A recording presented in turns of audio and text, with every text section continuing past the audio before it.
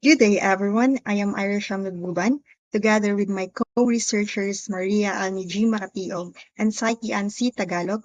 Today, we will be presenting to you our study titled Fly Ash from Rice Husk is a Partial Substitute to Cement for the Production of Wall Panels. This presentation includes the introduction, objectives together with its methods and results, the conclusion and recommendation, as well as the references used in the study. The growing economic development has led to an increased demand for agricultural products, resulting in high agricultural waste, particularly crop residues like rice husk.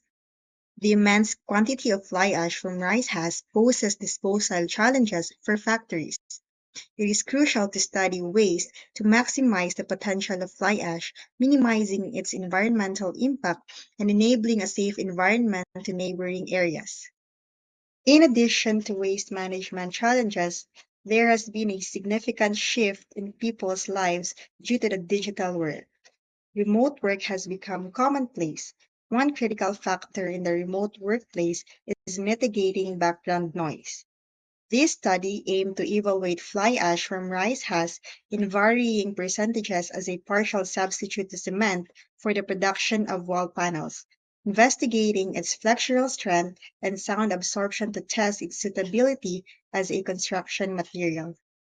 This study intends to fulfill the following objectives.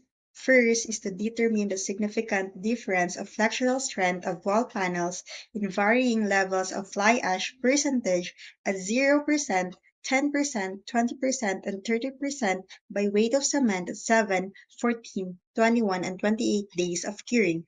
Second is to determine the significant difference of noise levels of wall panels in different levels of fly ash at a level of 0, 10, 20, and 30% by weight of the cement at 7, 14, 21, and 28 days of curing.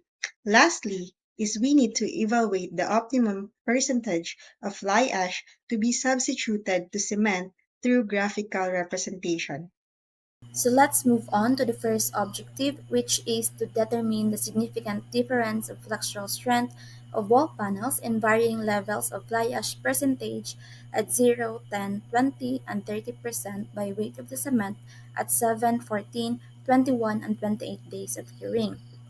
For the flexural strength test, it was based on ASTM C293 or using a center point loading test. So there are 12 specimens in each varying levels of fly ash percentage and a total of 48 specimens all in all. So the test was conducted immediately after the removal from the curing conditions to prevent surface drying. The specimen was placed on the roller at a distance of 25 mm from each end of the specimen. So right before the test commences, the specimen was placed on the loading points and center of the loading system concerning the applied force. So the specimen was loaded without shock at a consistent rate until the point of failure. So the formula we use is R is equal to 3PL over 2BD squared, where R is the modulus of rupture, the P is the load indicated by the machine, the L, the span length in mm, B, width of the specimen in mm, and D is the depth of specimen in mm. So right after the testing, so these are the results from the data collected. So as you can see in the graph, these are the overall results of the flexural strength at 0%, 10%, 20%, and 30% in all curing stages. So the results suggest that the inclusion of fly ash as a partial substitute for cement negatively impacts the flexural strength of the wall panels, with higher percentages of fly ash resulting in lower mean flexural strength values across all curing stages. So the result indicate that compared to the 0% group, increasing the percentage of fly ash lead to decrease in the mean flexural strength. So for the objective 2 in determining the noise levels of the wall panel and varying percentages of fly ash is we have here our graphical illustration and our actual experiment. The actual experiment is done in a soundproof studio in Iligan City and it is done based on ASTM C423.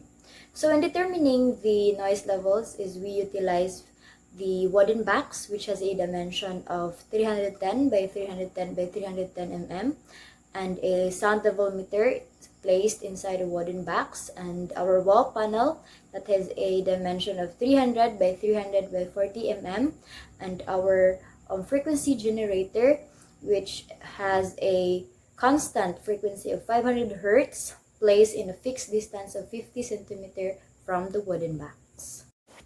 For the results, we have here a graph in which the x-axis represents the age of curing in days, and the y-axis is the noise level expressed in decibels.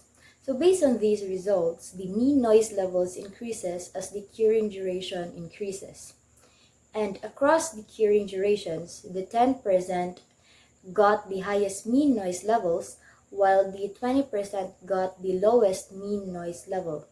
And notably, wall panel containing fly ash varied slightly across different curing durations, but generally comparable to or slightly higher than those of 0% group.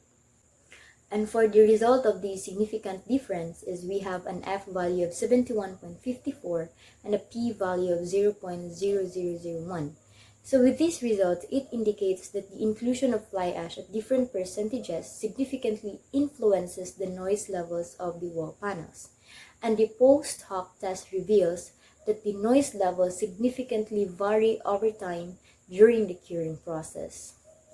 In creating a graphical representation, the researchers employ Microsoft Excel.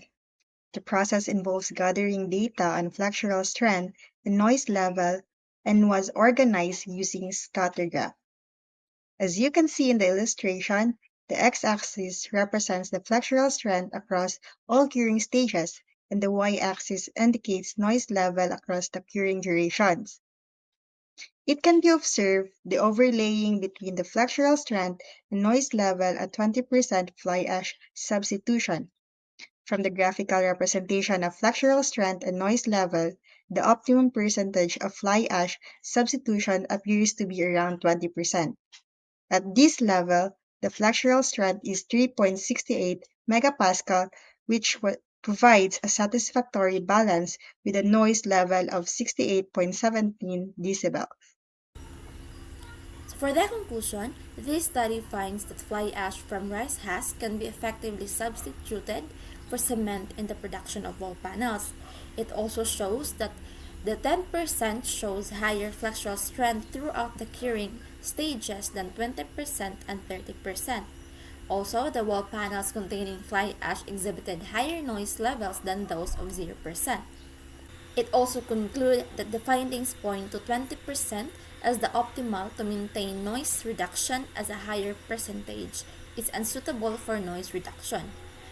And also, the optimum percentage of fly ash substitution is determined to be around 20%.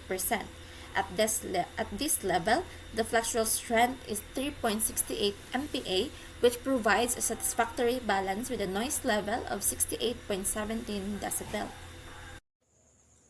For their recommendations, the researchers recommend to utilize fly ash from rice husk as a partial substitute to cement, as this material demonstrated an acceptable flexural strength and a favorable noise level. And also, the utilization of this material helps to reduce the waste it generates in the current manufacturing process. So these are all the references we use in this study. That would be all. Thank you.